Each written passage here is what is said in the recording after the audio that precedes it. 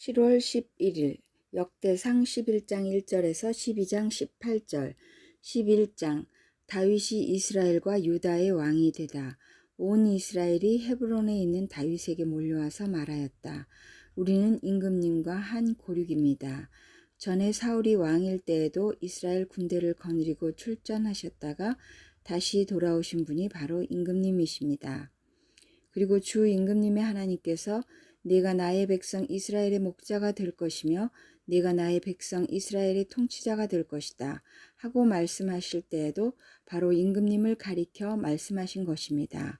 그리하여 이스라엘의 모든 장로가 헤브론으로 왕을 찾아오니 다윗이 헤브론에서 주님 앞으로 나아가 그들과 언약을 세웠다. 그리고 그들은 주님께서 사무엘을 시켜서 말씀하신 대로 다윗에게 기름을 부어 이스라엘의 왕으로 삼았다. 다윗과 온 이스라엘이 예루살렘 곧 여부스로 갔다. 그 땅에는 여부스 사람이 살고 있었다.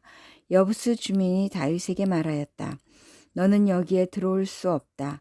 그러나 다윗이 시온산성을 점령하였으므로 그곳을 다윗성이라고 하였다. 다윗이 말하였다. 누구든지 제일 먼저 여부스 사람을 치는 사람이 총사령관과 장관이 될 것이다. 수르야의 아들 요압이 제일 먼저 올라갔으므로 그가 총사령관이 되었다. 다윗이 그 산성을 점령하고 거기에 사니 사람들이 그 산성을 다윗성이라고 하였다. 다윗이 성을 쌓았는데 밀로에서부터 시작하여 한 바퀴 돌아가면서 성을 쌓았고 나머지 부분은 요압이 복구하였다. 만군의 주님께서 다윗과 함께 계심으로 다윗이 점점 강대해졌다. 다윗의 용사들, 다윗이 거느린 용사들의 우두머리는 다음과 같다. 이들은 주님께서 이스라엘에 대하여 말씀하신 대로 다윗이 왕이 될 수 있도록 그를 적극적으로 도와 온 이스라엘과 함께 그를 왕으로 세운 사람들이다. 다윗이 거느린 용사들은 다음과 같다. 첫째는 학몬 사람의 아들 야소부암인데 그는 세 용사의 우두머리이다. 그는 창을 휘두르며 300명과 싸워 그들을 한꺼번에 쳐 죽인 사람이다. 세 용사 가운데 둘째는 아호아 사람 도도의 아들인 엘르아살이다. 블레셋 사람이 싸우려고 바스담밈에 집결하였을 때 그도 다윗과 함께 거기에 있었다. 거기에는 보리가 무성한 밭이 있었다. 이스라엘 군대는 블레셋 군대를 보고 도망하였으나 그는 밭의 한가운데에 버티고 서서 그 밭을 지키며 블레셋 군인들을 쳐 죽였다. 주님께서 크게 승리하게 하셔서 그들을 구원하여 주셨다. 블레셋 군대가 르바임 골짜기에 진을 치자 30인 특별부대 소속인 이 세 용사가 절벽에 있는 아둘람 동굴로 다윗을 찾아갔다. 그때의 다윗은 산성 요새에 있었고 블레셋 군대의 진은 베들레헴에 있었다. 다윗이 간절하게 소원을 말하였다. 누가 베들레헴 성문 곁에 있는 우물물을 나에게 길어다 주어 내가 마실 수 있도록 해주겠느냐. 그러자 그 세 용사가 블레셋 진을 뚫고 나가 베들레헴의 성문 곁에 있는 우물물을 길어 가지고 와서 다윗에게 바쳤다. 그러나 다윗은 그 물을 마시지 않고 길어온 물을 주님께 부어드리고 나서 이렇게 말하였다. 하나님께서 보고 계시는데 내가 어찌 감히 이 물을 마실 수 있단 말이냐. 이 사람들의 생명의 피를 내가 어찌 마시겠느냐. 이것은 목숨을 걸고 다녀온 세 용사의 피다. 그러면서 그는 물을 마시지 않았다.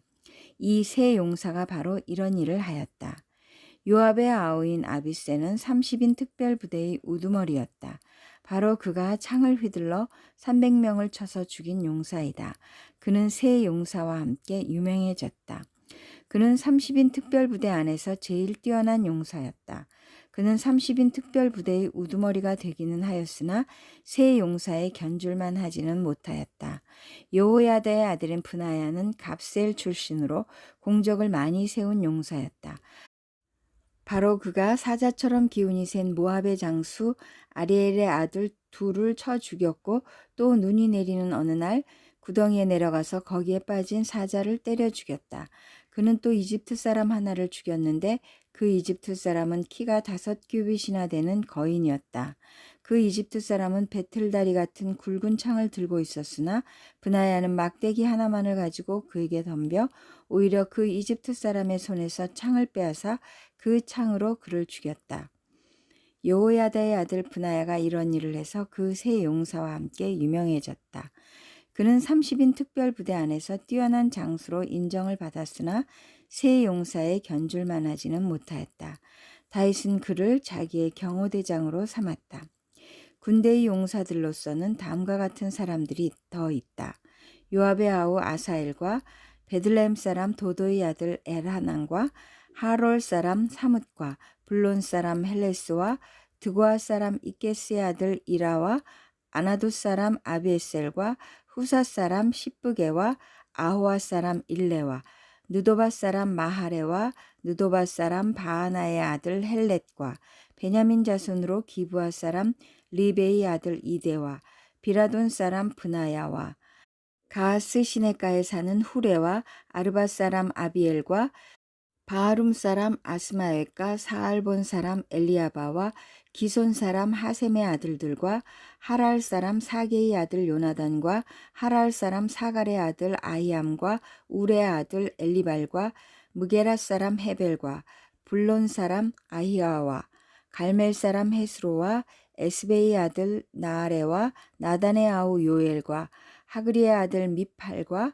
암몬 사람 셀렉과 스루야의 아들 요압의 무기를 들고 다니는 부에롯 사람 나하레와 이델 사람 이라와 이델 사람 가렙과 헷 사람 우리아와 알레의 아들 사밧과 르우벤 자손 시사의 아들로서 르우벤 자손의 족장이며 30명을 거느린 아디나와 마아가의 아들 하난과 미덴 사람 요사밧과 아스드라 사람 우시아와 아로엘 사람 호담의 아들들인 사마와 여이엘과 시므리의 아들 여디아엘과 그의 아우 디스 사람 요하와 마하위 사람 엘리엘과 엘리암의 아들 여리베와 요사위야와 모압 사람 이드마와 엘리엘과 오벳과 무소바 사람 야아시엘이다. 12장 베냐민 지파에서 다윗을 따른 사람들. 다윗이 기스의 아들 사울에게 쫓겨서 시글락에 있을 때 그에게 와서 싸움을 도운 용사들은 다음과 같다. 이들은 좌우 양손으로 무린맷돌도 던질 줄 알며 화살도 쏠 줄 아는 사람들로서 활로 무장을 한 사람들인데 베냐민 지파 사울의 일족이다. 그들의 우두머리는 아히에셀이고 그 다음은 요아스인데 이들은 기브아 사람인 스마아의 두 아들이다. 아스마옅의 아들 여시엘과 벨렛과 아나돗 사람인 브라가와 예후와 30명 용사 가운데 하나이며 30명의 우두머리인 기브온 사람 이스마야이고 또 예레미야와 야하시엘과 요하난과 그데라 사람인 요사밧과 엘루세와 여리못과 부아리아와 스마리아와 하룹 사람인 스바디아와 고라 사람인 엘가나와 이시야와 아사렐과 요에셀과 야소브암과 그돌 사람으로 여로함의 아들인 요엘라와 스바디아이다. 갓 지파에서 다윗을 따른 사람들. 갓 지파 가운데서 광야에 있는 요새로 다윗을 찾아간 사람들이 있었다. 그들은 용맹스러운 용사들이요 방패와 창을 다룰 줄 아는 싸움에 익숙한 군인들이다. 그들의 얼굴은 사자의 얼굴과 같고 빠르기는 산의 노루와 같았다. 그들의 우두머리는 에셀이고 둘째는 오바디아이고 셋째는 엘리압이고 넷째는 미스만나이고 다섯째는 예레미야이고 여섯째는 앗대이고 일곱째는 엘리엘이고 여덟째는 요하난이고 아홉째는 엘사밧이고 열째는 예레미야이고 열한째는 막반네이다. 이들은 갓 자손의 군대 지휘관으로서 그 가운데 계급이 낮은 사람은 100명을 거느렸고 높은 사람은 1000명을 거느렸다.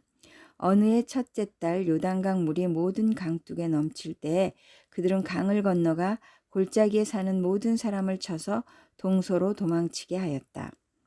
베냐민과 유다에서 다윗을 따른 사람들.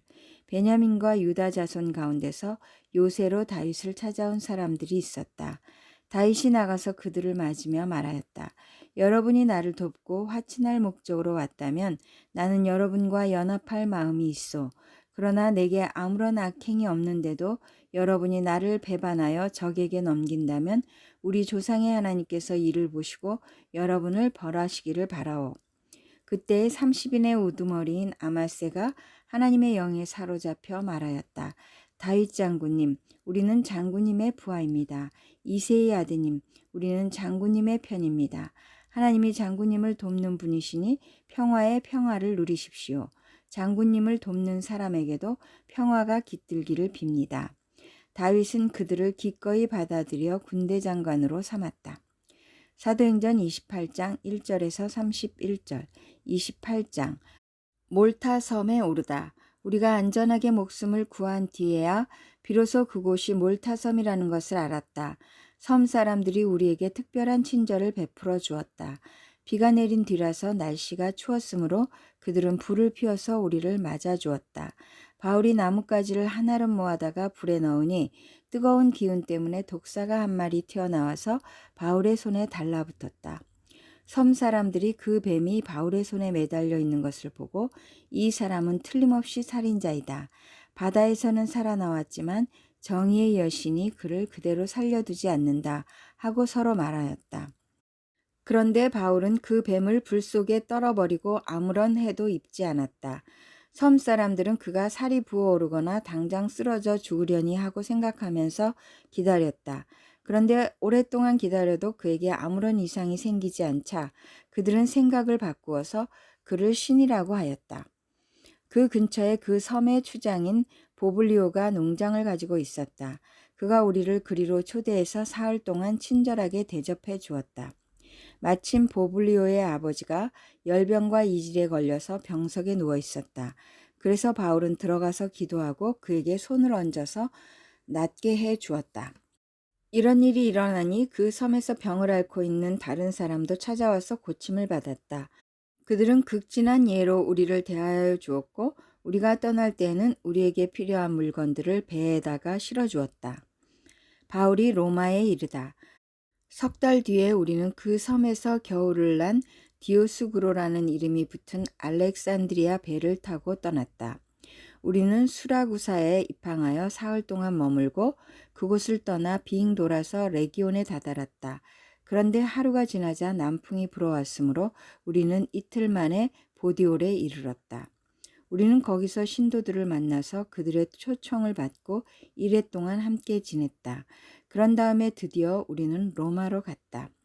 거기 신도들이 우리 소식을 듣고서 아피온 광장과 트레스 마을까지 우리를 맞으러 나왔다. 바울은 그들을 보고 하나님께 감사를 드리고 용기를 얻었다.